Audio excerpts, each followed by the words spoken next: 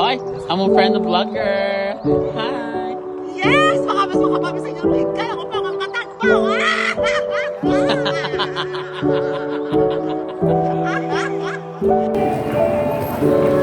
Yes! Na nagitanta sa Davao. We are now here at Davao. O, diba? Durian din naman po.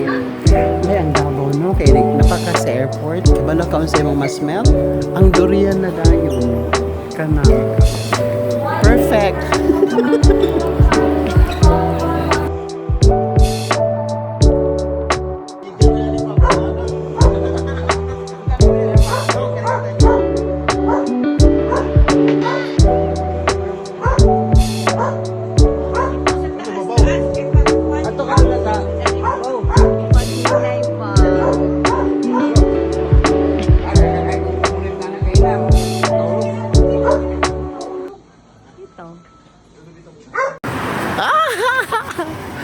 Ate Ryan, nakatultol ako asang binagol. Kato bang puto ba nga nang, puto ba lang ko nga naagad ibukayo. So nataro sa Davao nga area, o ganahan mo ka ng halo-haloan. Arita ni Lanis, halo-halo. Na, i-open siya og 11 sa morning. Okay? Yan, na siya sa Tavera Street. Diara! Diara, ang puto binagol nasa Davao.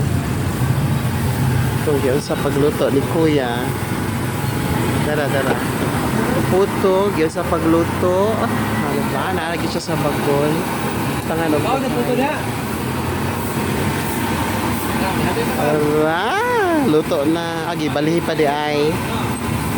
Ibali pa ni Kuya. Puto binagol ha, sa Davao ha. Corner siya sa... Naglibog ko sa street. Basta corner siya sa nga corner.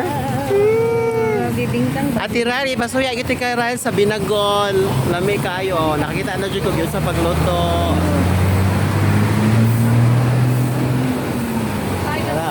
Lagi haon na Ati Rari. Inigpikas ni mo ani. Nani mo kayo.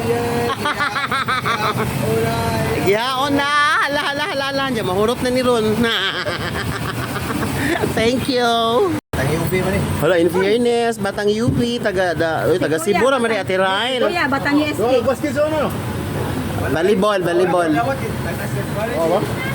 Katong Lapas Brothers. Apo, kato. Tora sugangan, no? Oh. Sila Buyuyoy. Bash mong Buyuyoy? Si Jesus. Di ay, mga Lapas Brothers. Sabedra. Lapas Brothers. Puro niya yung Sana. Para naman sa edad na mo. Thank you. Oh, di ba? Nakatultol na mi. Ate Ryle, yung gibutangan og yema, nya na cheese. Mo din lami kina yung bukayo, ihang binagol nga puto. Nya taga, kuan ba gini siya? Taga Cordova. Lapu-Lapu. Tama na siya yan. Kaya ba kasi siya nag-eskwela Ate Ryle sa UV. Ang taga Sigura di ay. Oh, lamig kayo bukayo. Nga gibutang. Wala po may kapag lagi. Karon pa may kay ba? Wala siya tagiya. Siya di tagaluto ha. Ate Ryle, nakakita namin gisay tagaluto sa bukayo ha. Oh. Ay! Tagalapo-lapo man sa Ate Ryle. Bye-bye.